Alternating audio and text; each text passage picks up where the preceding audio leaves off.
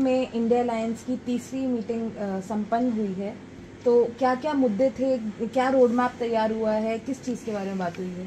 देखिए, ये जो मीटिंग हुई, तीसरी मीटिंग इंडिया अलायंस की, बहुत ही सार्थक मीटिंग हुई और अच्छी चर्चा हुई 2 दिनों के अंदर।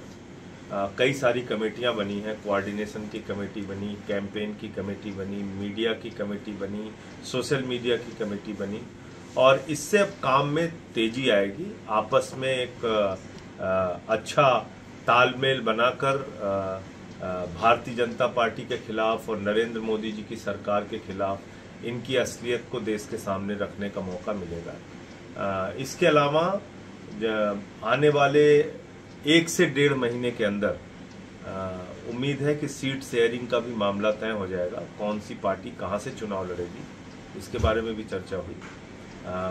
कितनी सीटों पे कौन सी पार्टी चुनाव लड़ेगी और ये जितना जल्दी तय हो जाएगा उतना अच्छा है, क्योंकि पता नहीं नरेंद्र मोदी जी ने जो विशेष सत्र बुलाया है, मुझे तो उनकी सीधी तौर पे घबराहट दिखती है, बेचैनी दिखती है भारतीय जनता पार्टी और नरेंद्र मोदी जी के अंदर कि वो इंडिया गठबंधन की जितनी मीटिंग हो रही है, जितनी बैठकें हो रही हैं, उसके बाद घबरा कर कोई ना कोई निर्णय लेते हैं। जैसे मुंबई की बैठक का उन्होंने सुना तो उसके पहले गैस के सिलेंडर का दाम 200 रुपये कम कर दिया। अब 3 राज्यों के चुनाव हैं, उसके अलावा भी तेलंगाना और मिजोरम के चुनाव हैं, राजस्थान, मध्य प्रदेश, छत्तीसगढ़ के चुनाव हैं। इन चुनावों के साथ लोकसभा के चुनाव करा सकते हैं, ऐसी हम लोग आशंका व्यक्त कर रहे हैं, क्योंकि घबराए हुए हैं मोदी जी और विशेष सत्र बुला रहे हैं। कोरोना की महामारी में विशेष सत्र नहीं बुलाया, नोटबंदी में त्राहिमाम हुआ देश के अंदर, उन्होंने विशेष सत्र नहीं बुलाया, मणिपुर हुआ, तमाम ऐसे राष्ट्रीय आपदा आई देश के अंदर, कभी उन्होंने नहीं बुलाया और आज वो विशेष सत्र बुला रहे हैं। ये कहीं ना कहीं उनकी घबराहट का नतीजा है, जो मुझे लगता है कि जब सदन का सत्र चलेगा तो पता चल पाएगा। कैंपेन कमेटी मेंबर हैं आपने बताया, तो किस तरीके से आगे, जैसे आपने बोला कि सीट शेयरिंग पे भी अगले 1-1.5 महीने में बात होगी, तो किस तरीके से इसको आगे ले जाने का रोड मैप तैयार किया है?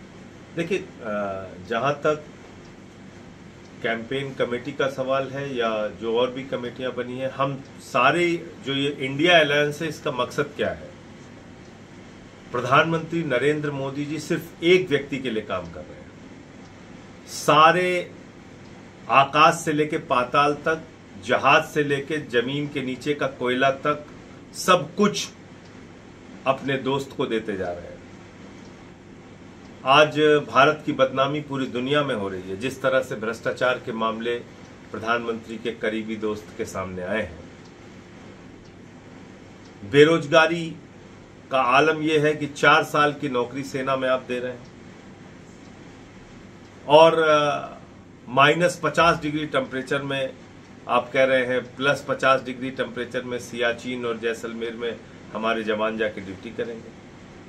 लेकिन जो मोदी जी के करीबी हैं, उनका लाखों करोड़ रुपए माफ कर दिया गया।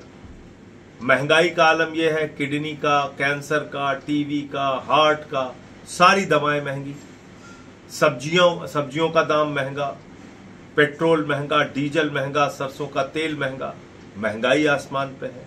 किसान को उसके फसल का दाम नहीं मिलता, लाठियां मिलती हैं। तो ये जो तमाम मुद्दे हैं, ये हम लोग जनता के बीच में अभियान चलाकर बताने का काम करेंगे और मोदी जी की भ्रष्ट सरकार के खिलाफ जनता को लामबंद करेंगे। जितने इंडिया गठबंधन के दल हैं, ये भारत के 60 से 70% लोगों का प्रतिनिधित्व करते हैं। बड़ी बड़ी पार्टियां हैं, बड़े बड़े नेता हैं इसमें और मैं एक ही बात कह सकता हूं कि 2024 के अंदर इंडिया का प्रधानमंत्री बनेगा, अडानी का प्रधानमंत्री नहीं बनेगा। इंडिया के प्रधानमंत्री को लोग जिताएंगे इस बार, अडानी के प्रधानमंत्री को हराएंगे। इंडिया अलायंस की तीसरी मीटिंग के बाद काफी बीजेपी नेताओं के भी बयान आए, जिसमें पीयूष गोयल जी ने कहा है कि इंडिया ब्लॉक मीटिंग पे कहा है कि ये इंडिया अलायंस अंडा अलायंस बन जाएगा। देखो, अहंकार राजनीति में बहुत बुरी चीज होती है, लेकिन अफसोस है कि ये बीमारी जो है पूरी की पूरी भाजपा को लग चुकी है। वो अहंकार में डूबे हुए हैं, तानाशाही में डूबे हुए हैं, कुछ भी बोलेंगे, कुछ भी कहेंगे। लेकिन अगर उनके अंदर घबराहट नहीं है तो नरेंद्र मोदी जी जिन्होंने 9 साढ़े 9 साल तक एनडीए को याद नहीं किया, एनडीए क्या है भूल गए थे, इंडिया गठबंधन के जवाब में एनडीए की मीटिंग बुला रहे हैं, 38 दलों की मीटिंग बुला रहे हैं। उसमें दल कैसे हैं? हम, तुम, क्यों, कहां, कैसे, लेकिन, वेकिन, मेकिन, कामा, फुल स्टॉप, सबको बुला लिया। जिसके एक भी सांसद विधायक नहीं उनको भी बुला लिया। तो घबराहट है और बेचैनी है भारतीय जनता पार्टी के अंदर, और इसी के कारण मैं तो कह रहा हूं ये जो विशेष सत्र बुलाया है, लग रहा है कि लोकसभा और विधानसभा के चुनाव ये लोग साथ कराना चाहते हैं। एक सवाल और सर, रविशंकर प्रसाद जी का कहना है कि कोई विजन नहीं है इस अलायंस का, ना ही इनके पास कोई आइडिया डिविजन है डेवलप, जो गरीब है उनको ऊपर करने का, महिलाओं के लिए, किसान के लिए कोई विजन नहीं है, उनका कहना है। क्या विजन है भारतीय जनता पार्टी का? मोदी जी का क्या विजन है? आकाश से लेके पाताल तक एक दोस्त को दे देना, 13 लाख करोड़ रुपए का कर्जा अपने पूंजीपति मित्रों का माफ कर देना, क्या विजन है मोदी जी का? किसान को उनके फसल का दाम नहीं देना, उनको लाठियां देना, 1 साल तक वो सड़क पर बैठ के आंदोलन करेंगे, नौजवान बेरोजगारी के कारण आत्महत्या करेगा, महंगाई आसमान पे पहुंच जाएगी, 156 लाख करोड़ रुपए का कर्जा नरेंद्र मोदी जी ने लिया है। तो विजन क्या है मोदी जी का? चंद लोगों के लिए काम करते हैं और बाकी देश की जनता को लूटने का काम करते हैं। तो मैं समझता हूं कि अब इनकी लफाजियों से, इनकी बड़ी बड़ी बातों से लोग ऊब चुके हैं, इनके जुमलों से लोग ऊब चुके हैं और चुनाव में जवाब देंगे। आखिरी सवाल सर, अगली मीटिंग कब और कहाँ होगी? सुप्रिया सुले जी कह रही हैं दिल्ली में होगी, तो कब होगी, कहाँ होगी?